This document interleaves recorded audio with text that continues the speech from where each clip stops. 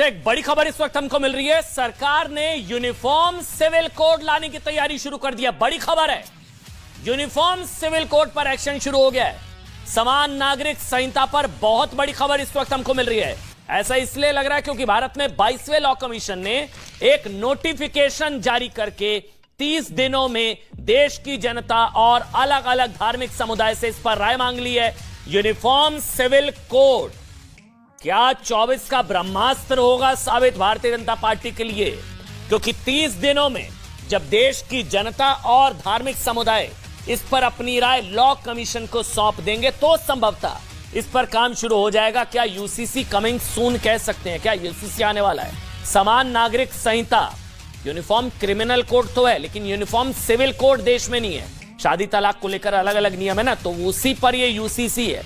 UCC लागू करने का वादा बीजेपी के मैनिफेस्टो में शामिल है और 2024 के चुनावों से पहले सरकार इसे अमली जामा पहना सकती है। इस वक्त जो मेरे हाथ में, मैं इसको पढ़कर बता देता हूं। इसमें जो लिखा गया है, the 22nd law commission of India examining uniform civil code, a reference sent by the Ministry of Law and Justice। इसमें लिखा गया, the 21st Law Commission of India had examined the subject on uniform civil code and solicited the views of all stakeholders through its appeal along with a questionnaire। और इसमें लिखा गया है कि accordingly 21st Law Commission has issued a consultation paper on reforms of family law। और इसको लेकर अब राय मांगी गई है। 30 दिनों का समय दिया गया है।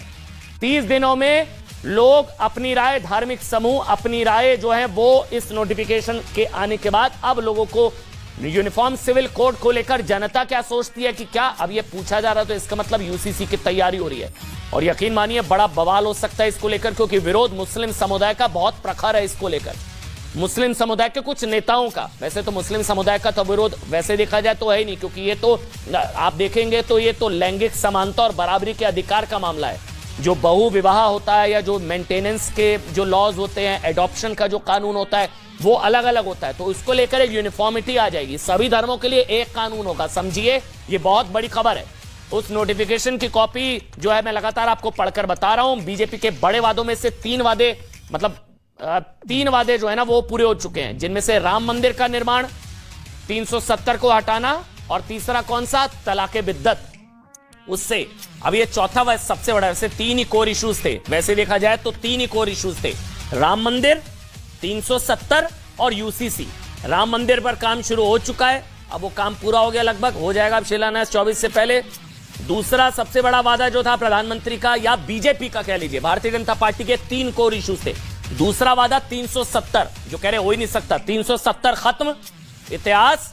राम मंदिर का वादा, ये देखिए अयोध्या में राम मंदिर, ग्रीन टिक लग चुका है, नंबर 1। नंबर 2, दूसरा 370 खत्म, ग्रीन टिक लग चुका है। तीसरा है ये यूसीसी, अच्छा ट्रिपल तलाक बैन, टिक लग चुका है। और ये सबसे बड़ी खबर है, यकीन मानिए, समान नागरिक संहिता। ये समान नागरिक संहिता का काउंटडाउन शुरू हो चुका है।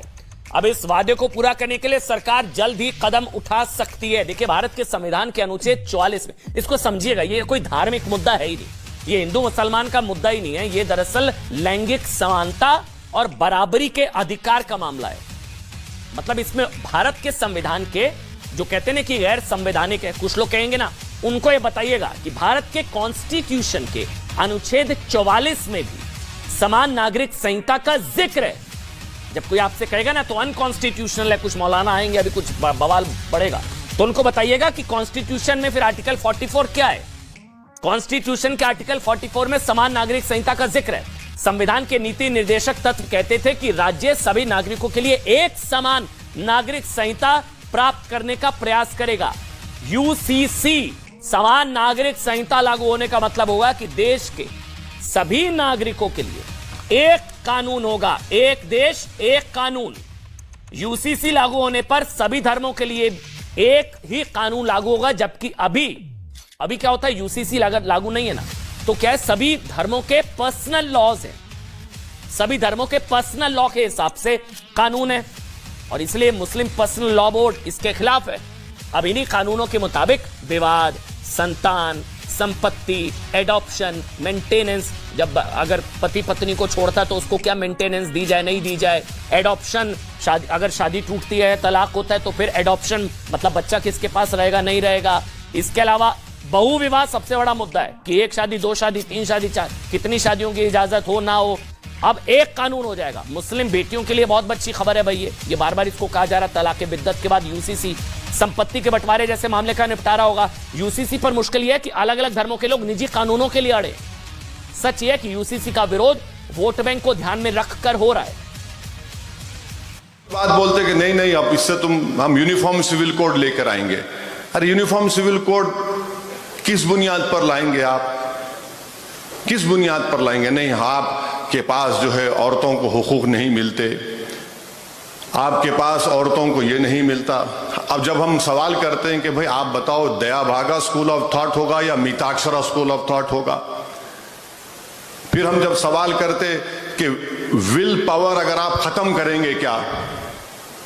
विल पावर खत्म नहीं कर सकते, मगर इस्लाम में कोई विल के जरिए अपनी पूरी जायदाद अपनी एक औलाद को नहीं दे सकता। मेरे ख्याल से 1/3 है, उलमाए कराम मौजूद है, वो मुझे करेक्ट कर सकते।